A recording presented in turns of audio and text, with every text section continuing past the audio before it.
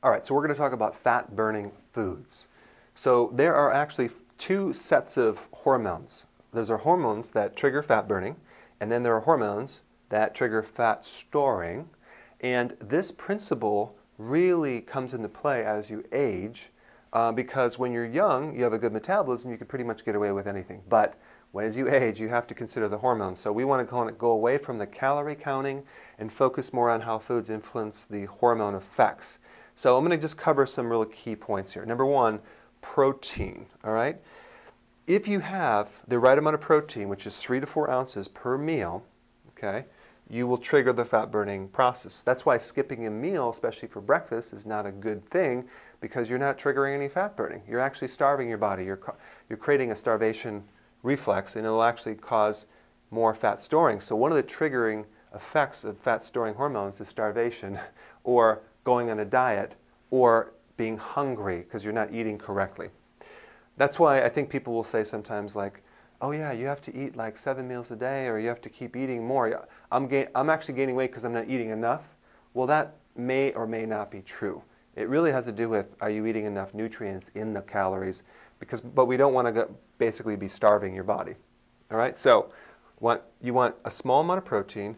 Anything excess, like let's say 10, or even maybe sometimes even 9, 10, 11, 12, 13, up to 17 ounces of protein per meal. You go to this restaurant and they have all this protein. That can trigger the fat-storing hormones and prevent any chance for weight loss. So just because protein triggers fat burning doesn't mean you can have a lot of it.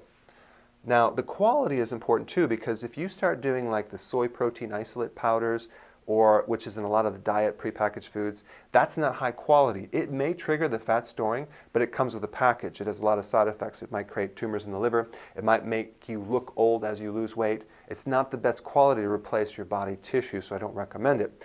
In fact, I don't recommend a lot of protein powders that are with the whey or the soy.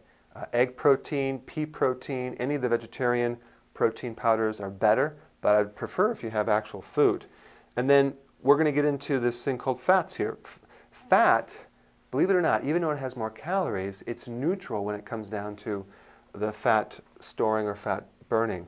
In other words, having butter, for example, won't necessarily just turn into your hips or stomach weight. It's neutral.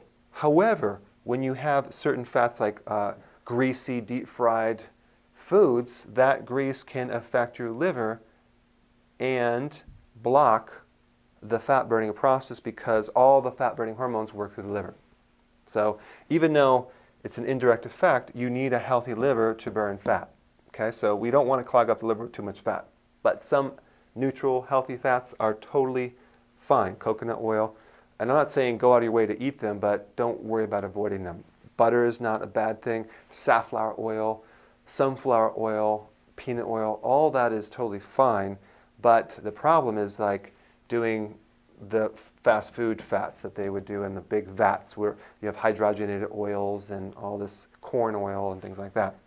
Okay, so now we got the carbs, all right? Now this is interesting because in one of the premier physiology books in all medical schools and chiropractic colleges is called Guyton's Physiology. And this book is like the Bible of physiology. And it states that one of the most powerful triggers of fat-burning hormones is the absence of carbohydrates. So it's not something you do, it's something that you avoid, which is kind of like something you're doing, you're avoiding it, but you're not really eating anything, you're just not eating something. And that would be the carbs. And I'm talking about the sugar, refined carbohydrates, and refined grains. So let's just talk about that. Like the hidden things like juice or flavored yogurt, that would be hidden, or alcohol, those are hidden carbs.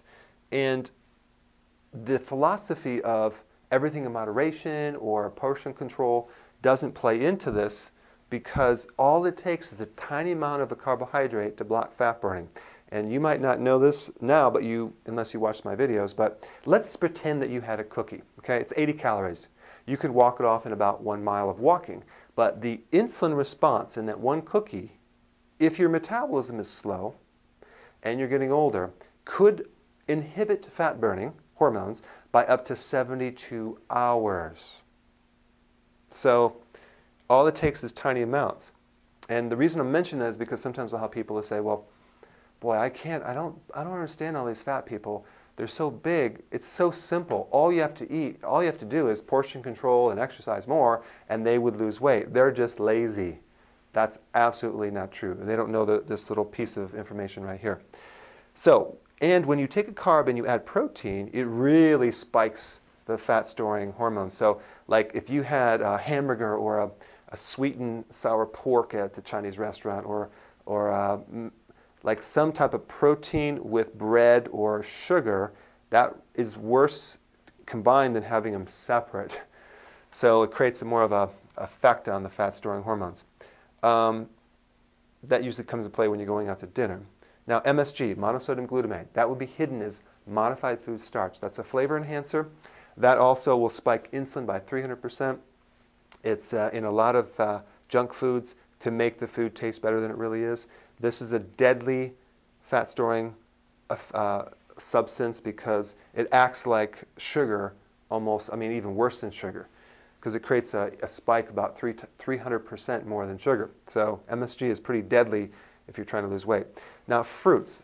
Fruit doesn't necessarily cause you to gain weight because of the fiber buffering effect, but if your metabolism is slow and really slow, the less fruit that you can eat. What I would recommend is try not to eat a lot of it, but hit your goal and then add the fruit in to maintain your weight. So fiber does buffer the insulin response. So that means instead of juicing, blend food so you have all the fiber. It's very, very important. Okay, so then we have stress. Stress does trigger the fat-storing hormones. Now, if your metabolism is slow and you're burnt out and you're not sleeping, you should not be doing high intense exercise because you're not going to be able to recover from it. So low recovery, no sleep, high exercise, you're going to get fat. All right? Now, the best exercise to do when you're under stress or you're not sleeping is low intense exercise because you will burn more fat than high intensity depending on your recovery and your sleep. But sleep in general does help you trigger the fat burning effects.